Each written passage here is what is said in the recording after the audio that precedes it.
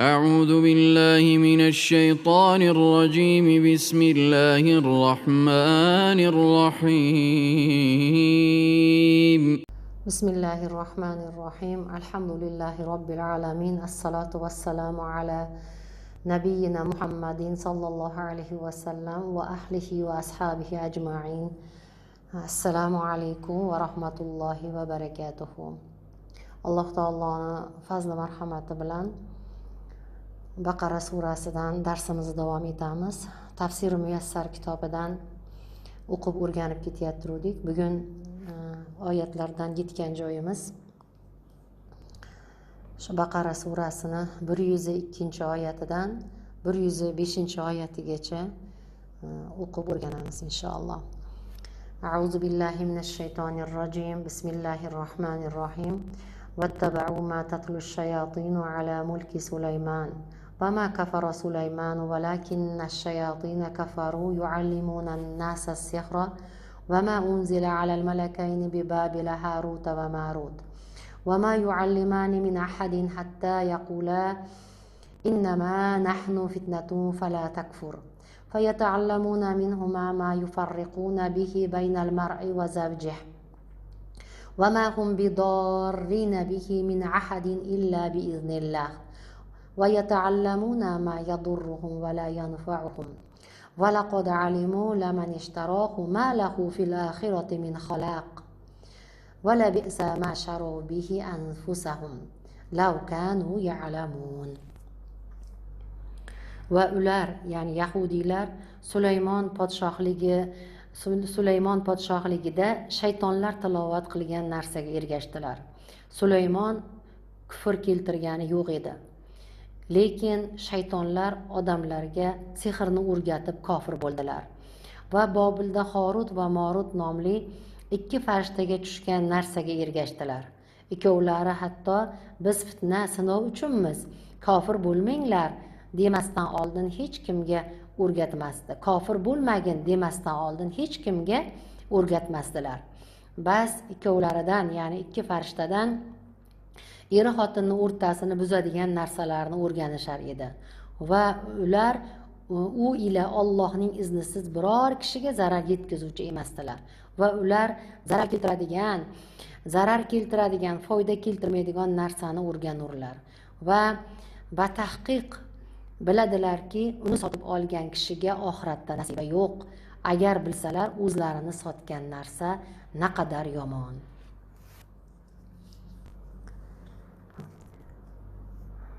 واتبع اليهود ما تحدث الشياطين به السحرة على عهد ملك سليمان بن داود. Yahudilar Sulaymon bin Davud podshohligi davrida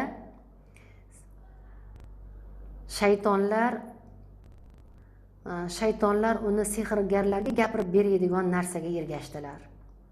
وما كفر سليمان وما تعلم السحر. Sulaymon kofir bo'lmagan edi va sehrni ham ta'lim olmagan edi. ولكن الشياطين هم الذين كفروا بالله حين علموا الناس السحر. Lekin shaytonlar odamlarga sehrni o'rgatgan paytlarida Allohga kofir bo'lganlar. Lekin shaytonlar ular Allohga kofir bo'lganlar. Ular nimaga insonlarga ham sehrni o'rgatgan paytlarida Allohga kofir bo'lganlar. Ifsadan li dinihim. Ularni dinlarini buzish uchun. Mana shu yerda lekin shaytonlar ular Allohga kofir bo'lganlar. O'zi shayton o'zi kofir o'zi. Hina allamun nasa sihra deganda endi yana odamlarga sehrni o'rgatib turgan paytlarida yana kofir bo'lganlar degan ma'noni tushunamizda endi. Ifsadan lidinihim, ular dinlarini fasod qilish uchun va kazalika ittaba'al yahudu sihra alladhi unzila alal malakayni Harut va Marut. Shuningdek Yahudilar ham Harut va Marut ikki farishtaga tushirilgan sehrga ergashdilar. Bi arzi Babila fil Iroq. O'sha Iroq yerlaridagi Bobil degan joyda.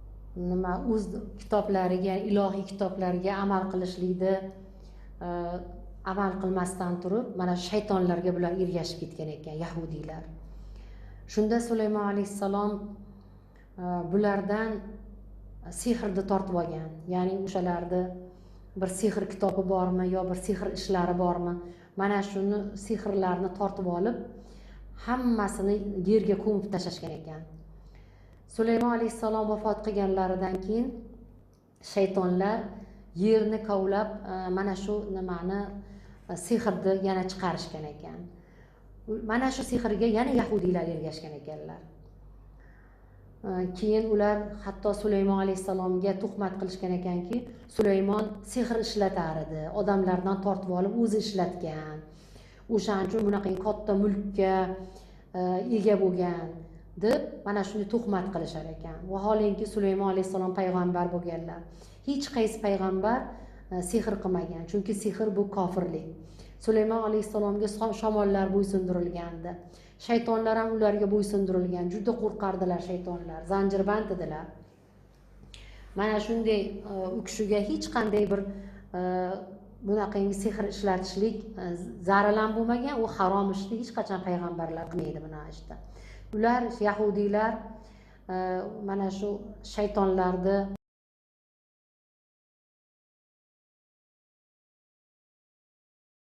ekan. Alloh taolo o'zi Sulaymon alayhissalomni oqlab, Sulaymon alayhissalom kofir bo'lmagan deb va ma kafara Sulaymon deb Alloh taolo aytayapti. O'sha paytlarda endi juda ham sehr rivojlanib ketgan ekan. Har bir payg'ambar paytlarida har bir narsa rivojlangan bo'lar ekanda, turli narsalar. Qaysidir payg'ambar paytlarida duradgorlik rivojlangan, qaysidir payg'ambarning paytida boshqa narsalar rivojlangan. Mana bizni payg'ambar sollallohu alayhi vasallam davrlarida she'riyat rivojlangan edi. Bu Sulaymon alayhissalom davrlarida bo'lsa, mana shu nimalar, sehrgarlar rivojlanib ketgan ekan. Mana bularni yo'q qilishga Sulaymon alayhissalom astoydil harakat qilganlar. Endi bular Sulaymon alayhissalom keladigan vahiyni tuhmat qilib, bu sehrgar, bu qilayotgan ishlari, gapirayotgan gaplari hammasi sehrdir ekan. Shuning uchun Alloh taolo vahiy bilan sehrda orasidagi farqni bildirish uchun yer yuziga ikkita farishtani tushirgan ekan. Horut va Morut farishtani. Shunda insonlar payg'ambarlarning mo'jizasi bilan sehrni farqiga borishlari uchun. Ya'ni sehrni o'rgansa bo'ladi. Ya'ni u kim kofir bo'lishni istasa, na'uzu billah, mana shu sehrni o'rganadi. Lekin payg'ambarlikda vahiyda o'rganib bo'ladigan narsa emas. Bu payg'ambarlarni Alloh taolo o'zi tanlab oladi, o'zi vahiy tushiradi. Mana shularni insonlarga ibrat qilib oshkor qilish uchun Alloh taolo ikki farishtani tushirgan ekan. U farishtalar insonlar oldilariga kelib sehr o'rganamiz deb kelsalar, bizdan sehrni o'rganmanglar. Sehr o'rganishlik kofirlik bu. Buni hech ham qilmanglar. Shayton sizlarni shunga boshlayapti. Shayton sizlar dushmanlaring. Shayton sehrga boshlaydi. Rahmon buni yomon ko'radi deb aytishar ekan. Endi odam yaxshi, sal insofi bor odamlar qaytib ketar ekan, yo'q kofir bo'lmaymiz deb. Yomon odamlar insonlarning eng yomonlari, mayli kofir bo'lsak ham o'rganamiz, o'rgatinglarni majbur qilib o'rgatishadi. Chunki ular endi kofirlikni ixtiyor qilgandan keyin iloji yo'q, o'sha o'rgatar ekan. Chunki o'zi kofirlikni xohlayapti. Shu Allohning iznisiz qilmagan ular. Alloh shunga izn bergan. Chunki insonlarga bu sinov bo'lgan. Lekin ular Allohning iznisiz hech nima qila olmaydilar. Shaytonlarning eng katta ishi er-xotinni ajrashtirish, er-xotinning o'rtasini buzishlik. Endi Rahmonga do'st bo'lishni istamaganlar shaytonga do'st bo'ladilar. Sovutish, er-xotinning o'rtasini sovutish, isitish ham hatto sehr ekan. Bu ham shaytondan ekan. Butun yer yuzi to'plansa ham Allohning izni bo'lmasa hech narsa qila olmas ekan hech kim. Endi ular uchun endi mana shu sehrni ixtiyor qilganlar uchun oxiratda hech qanday nasiba yo'q. Rasululloh sollallohu alayhi vasallam ham kim sehrni tasdiqlasa, u menga tushirilgan kitobga, ya'ni menga tushirilgan narsaga, ya'ni Qur'onga kofir bo'libdi degan ekanlar. Umar roziyallohu anhu sehrgarlarni o'ldirishga buyurganlar. keyin shu shariatimizda sehrni sehr bilan yetish ham harom deyishgan ulamolar. Masalan, kimdir sehrlansa, Alloh saqlasin, ana shuni sehr bilan yetishlik harom. Buni to'g'ri ruqiyalar bilan, bu yaxshi taqvodor domlalar, ustozlar bilan buni ruqiya qilib, o'zi ham u odam zikrda, shukrda bo'lib, uni yetish kerak. U unaqangi sehrni sehr bilan yetish ham harom amallardan deyishgan ekan ulamolar, mumkin emas ekan. Hop. 103-oyat. Walau annahum amanu wattaqu lamasubatu min indillahi khayr law kanu ya'lamun. Agar ular iymon keltirib taqvo qilganlarida gar bilsalar, Allohning huzuridagi savob yaxshi edi. Walau annal yahuda amanu va khawfulloha la ayqanu anna sawaballahi khayrun lahum min as-sihri va mimma iktasabuhu bihi walau kanu ya'lamuna ma yahsulu bil imani wat taqwa min as-sawabi wal jazaa'i ilman haqiqiyan la amanu. Agar yahudiylar iymon keltirganlarida edi va Allohdan qo'rqqanlarida edi, albatta Allohni savobi ularga yaxshiligini, sehrdan Alloh savobi yaxshiligini, sehrdan va ular kasb qilgan narsadan Allohning savobi yaxshiligiga aniq ishonardilar. Agar ular iymon sababidan, taqvo sababidan, savobdan va mukofotdan hosil bo'ladigan narsani bilganlarida edi, qanday bilganlarda? Ilman haqiqiy, haqiqiy ilm yuzasidan bilganlarida edi, la amanu, albatta iymon keltirgan bo'lardilar. Demak, ular Allohning huzuridagi ajr savobni o'rniga dunyo havoslarini, o'sha harom pul topishlikni, harom ishlarni ixtiyor qildilar. O'zlarini dunyo va oxiratlarini buzdilar. Alloh taolo panoh bersin. 104-oyat. Ya ayyuhalladina amanu la taqulu ra'ina wa qulu unzurna. Ya ayyuhalladina amanu la taqulu ra'ina wa qulu unzurna wasma'u walil kafirina adabun alim. Ey iymon keltirganlar, ro'ina demanglar, unzurna denglar va tinglanglar va kofirlarga alamli azob bo'lur. Ya ayyuhalladina amanu la taqulu lirrasuli Muhammadin sallallohu alayhi va sallam ro'ina. Ay ro'ina sam'aka fafham anna va afhimna. Ey iymon keltirganlar, payg'ambar Muhammad sallallohu alayhi va sallamga ro'ina demanglar. Ya'ni ro'ina degani bizga quloq soling, bizni fafham anna, bizdan tushuning va bizga tushuntiring degani. Li'anna al-yahuda kanu yaqulunaha lin-nabi sallallohu alayhi va sallam yalvuna alsinatahum biha yaqsuduna sabbahu va nisbatuhu ila ru'unati. Chunki yahudiylar Nabiy sallallohu alayhi va sallamga uni aytardilar, tillarini burab, u bilan burab atardilar, qasd qilardilarki, u kishini so'kishlikni va aqli yengillikka nisbat berishligini qasd qilib aytardilar. Va qulu ayyuhal mu'minun badalan minha unzurna. Ey mu'minlar, uni o'rniga unzurna deb aytinglar. Ay unzur ilayna va ta'ahadna. Ya'ni unzurna degani bizga boqing, bizga nazar soling va bizga qarab turing degani. Hiya tuaddil ma'nal matluba nafsahu. U endi mana shu unzurna deyishlik o'sha talab qilingan maqsadni ma'nosini ifodalaydi. Wasma'u ma yutla alaykum min kitabi robbikum wafhamuhu. Va Robbilaringning kitobidan sizlarga tilovat qilingan narsani eshitinglar va tushuninglar. Valil jahidina adabun mujihun. Va yuz o'giruvchilarga og'rituvchi azob bordir.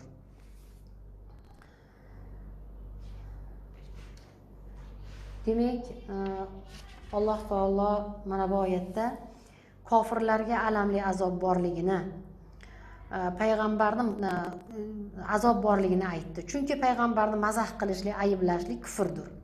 Ro'ina kalimasini yomon maqsadda aytganlar kofir bo'ldi. Ya'ni o'zi ro'yina degan yomon kalima emas.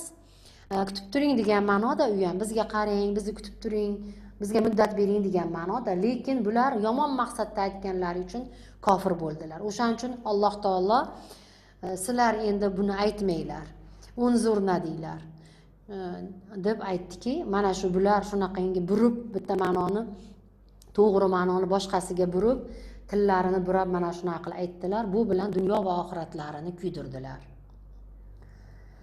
105-oyat. Ma yawaddu alladina kafaru min ahli alkitabi walal mushrikina ay yunazzala alaykum min khayrin min rabbikum wallohu yaxtassu bi rahmatihi man yasha wallohu zul fazlil azim. Ahli kitob va mushriklardan bo'lgan kofirlar sizlarga Robbingizdan yaxshilik tushirilishligini yoqtirmaslar va holbuki Alloh o'z rahmatini kimga xohlasa o'shanga xos qilib beradi. Alloh ulug' fazl egasidir. Ma yuhibbul kuffaru min ahlil kitabi val mushrikina ay yunazzala alaykum adna khayrin min rabbikum qur'anan aw ilman aw nusran aw nasron aw bisharatan. Ahli kitoblardan va mushriklardan bo'lgan kofirlar sizlarga Robbingizdan ozgina yaxshilikni ham tushishligini yaxshi ko'rmaydilar. Qur'on bo'lib tushadimi, ilm bo'libmi, nusrat bo'libmi, yaxshi xabar bo'lib tushadimi, ular mana shuni xohlamaydilar, yoqtirmaydilar. Vallohu yaxtassu bi rahmatihi man yasha min ibadihi bin nubuwati va risalati. Va Alloh nubuvvat va risolat bilan bandalaridan xohlagan kimsasiga rahmatini xos qiladi. Vallohu zul ihsani val atoil kasiril wasi'i. Va Alloh ihson va keng ko'p ato, ya'ni berilmish ne'matlar egasidir. Demak, shu oyat ahli kitob va mushriklarni kofirliklariga dalil bo'lib tushgan ekan. Dunyoda faqat ikkita millat bor, mu'min va kofir millati. Musulmonlar taqvoda, yaxshilikda darajalarda bo'lganlari kabi, ya'ni musulmonlar taqvo, yaxshilikda hatto jannatda ham daraja bo'ladilar. Xuddi shuningdek kofirlar ham dushmanlik, yomonlikda yuqori past darajada bo'ladilar. Ularda ham darajalari do'zaxda past yuqori bo'lar ekan, o'zlarining qilmishlariga yarasha. Mulhid va munofiqni kofirligi qattiq. Mulhid ya'ni xudosiz va munofiqni kofirligi juda qattiq ekan. Hasaddan sizlarga yaxshilik bo'lishini xohlamaydilar. Ular ya'ni mu'minlarga hasad qilib, yaxshilik bo'lishini xohlamaydilar. Alloh taolo yaxshilikni, ulamolar yaxshilikni, xoirni Qur'on ham deyishgan ekan, ba'zi ulamolar Muhammad sallallohu alayhi vasallam degan ekanlar. Chunki o'zi Qur'on, islom, Qur'on, Muhammad sallallohu alayhi vasallam ikki dunyoni yaxshiligidir. Alloh taolo yaxshilik qilib Qur'onni nozil qildi, Muhammad sallallohu alayhi vasallamni yaxshilik qilib yubordi payg'ambar qilib. Subhanaka Allohumma va bihamdik nashhadu an la ilaha illa anta nastag'firuka va atubu ilayk. Parvardigor olam hammamizga foydali qilsin, darslarimizni davomli qilsin. Alloh taolo o'zi xohlagandek Qur'onini tushunib, ma'nolarini bilib, o'rganib, foydalanib, amal qilishligimizni nasib qilsin. Assalomu alaykum va rahmatullohi va barakatuh.